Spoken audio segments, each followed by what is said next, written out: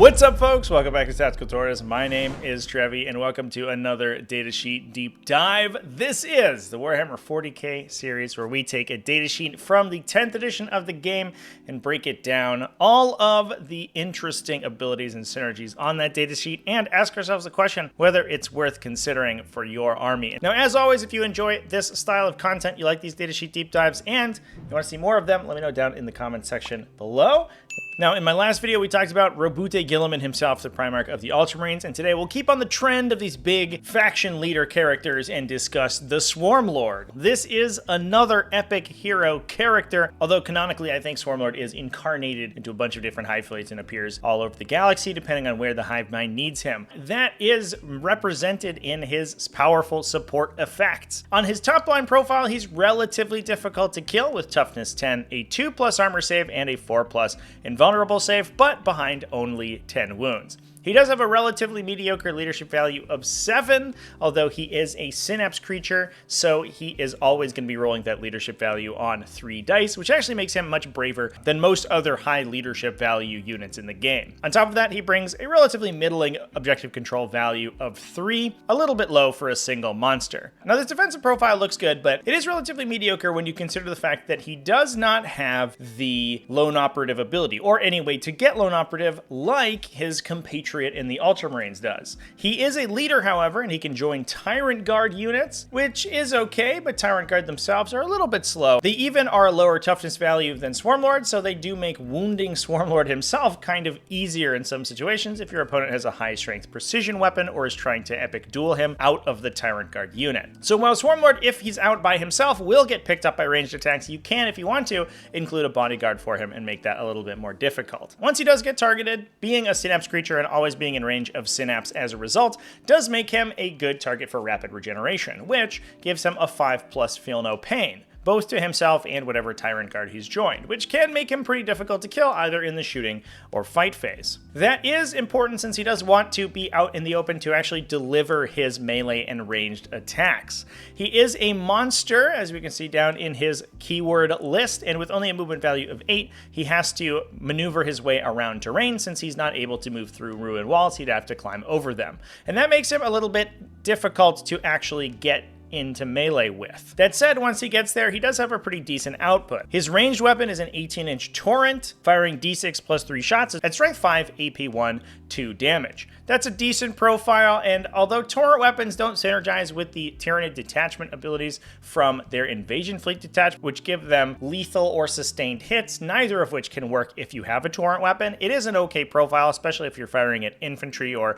Space Marine equivalent medium infantry, where he's going to be able to burn 2 or 3 of them away every time he shoots that. His real powerhouse, however, is in melee with his Bone Sabers. These do get the benefits of Invasion Fleet, either getting sustained hits against infantry or lethal hits against monsters and vehicles. You can also give him critical precision against characters, but that is less useful. These swords attack 8 times, hitting on 2s at a relatively mediocre strength of 9. However, they are twin linked, so while they are wounding most vehicles on 4s or 5s, they do get to reroll all of those wound rolls anyway. Once they do convert that wound roll, they are AP2 for 3 damage. On the whole, a decent profile, but nothing to get too excited about. That said, he can use stratagems like Adrenal Surge to allow him to get critical hits on 5+, getting himself 5+ explosions or lethal hits against infantry or vehicles, depending on whatever he's currently adapted to fight against. Now, you can fuel stratagems like Adrenal Surge with his Hive Commander ability, which is a very straightforward buff. It just gives him a command point at the start of each of your command phases. This is in addition to the command point that you get normally. It does kind of require an FAQ. It is an open question whether or not the command points generated in this way count against your cap of 1 command point gained per battle round. Most play groups and events play that it does bump up against your cap, but because the wording of the command phase command point generation is a little bit confusing, it could actually be argued either way. Now, that effect is fairly useful, and especially since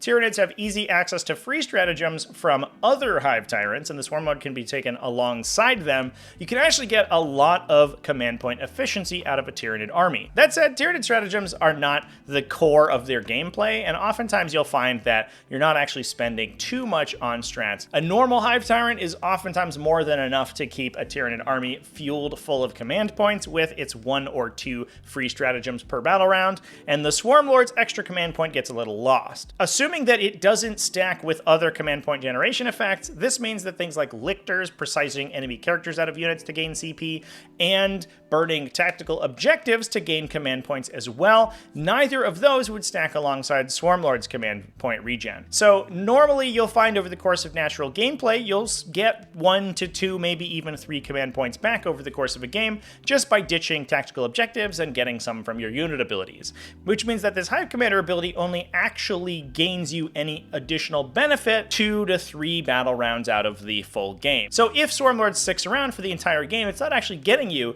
all 5 command points like you would assume it would. It actually is a little bit less useful than that. Swarmlord's real support power is in his second ability. This is Malign Presence. Once per battle, after your opponent uses a stratagem, if the Swarmlord is your warlord and is on the battlefield, he can use the ability to increase that stratagem's cost by 1 command point. These are colloquially referred to either as command point taxes or Vect effects, because Agents of Vect, the ability off of the Archon in Drukhari, is the original and classic example of a ability like this that was used back in 8th edition 40k. So if you hear somebody saying that they're going to use Vect on an ability, or you hear someone referring to this as a Vect effect, which I will probably do for this video, then that is the reason why, and this is the ability that they're referring to. And these are extremely useful in 10th edition, as a lot of armies are relying on specific stratagems to influence their counterplay against opponents. You can use this to affect things like command reroll or Overwatch from the core book,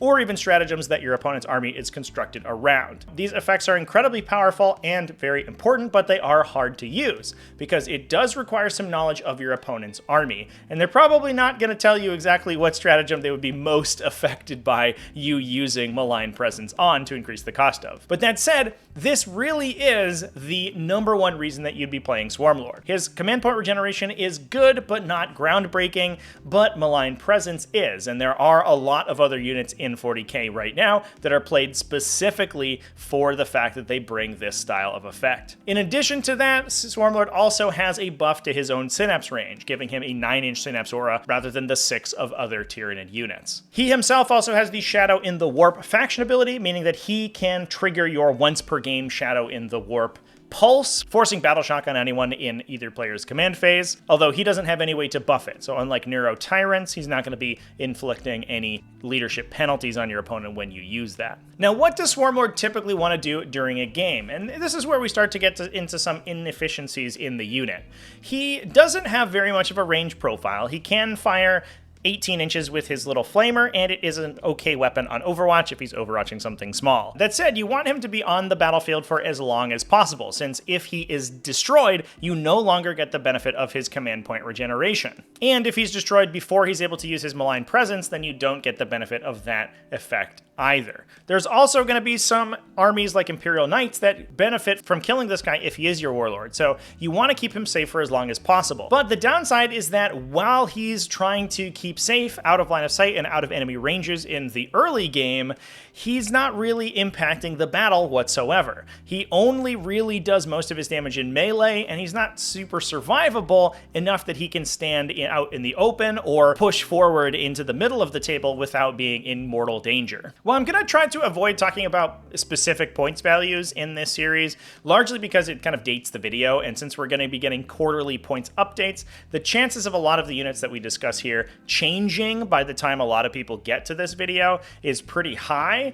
But I will say that Swarmlord is currently, at the time of recording, more expensive than a normal Hive Tyrant, but generates you less command points, which means he's kind of in direct conflict with that other character, and he can't take enhancements. He's also competing with a lot of the other pretty efficient baseline units that the Tyranid Codex has access to. So while his melee output is pretty solid with 8 attacks with that twin-linked ability, the question whether or not it's more solid than a couple of Carnifexes or Haruspexes is a tough one, because he certainly doesn't hit as hard as multiple other units, so he's relying entirely on those support abilities to make up for the difference. So that brings us to the question, is he worth including in your Tyranid army? And this might be a little bit of a controversial take, but I think I'm going to say no. While the Swarmlord's abilities are independently very powerful. Hive Commander is a little bit tough to use because oftentimes it's butting up with other command point regen, or he dies and you don't get it anymore. So you're paying a lot for malign presence and a melee profile that's difficult to get into grips with. Well, I don't think this makes Swarmlord bad by any stretch of the imagination, and I think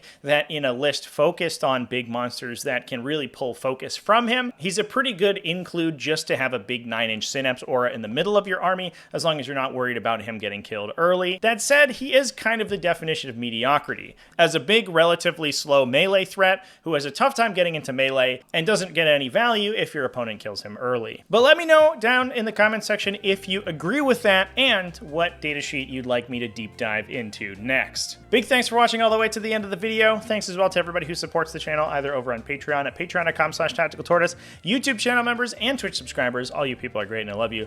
Remember to keep it classy, folks, and have happy wargaming.